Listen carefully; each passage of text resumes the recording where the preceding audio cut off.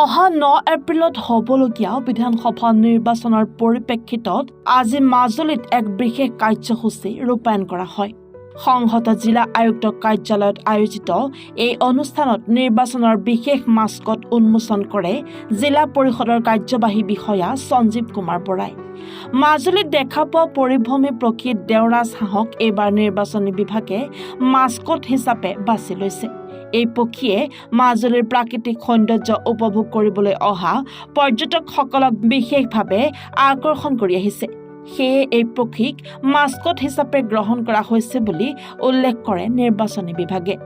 এই পদক্ষেপে নিৰ্বাচনৰ প্ৰতি জনসাধাৰণৰ আগ্ৰহ বৃদ্ধি কৰাৰ লগতে মাজুলীৰ পৰিৱেশ আৰু ঐতিহ্যকো আগবঢ়াব বুলি আশা প্ৰকাশ কৰা হৈছে।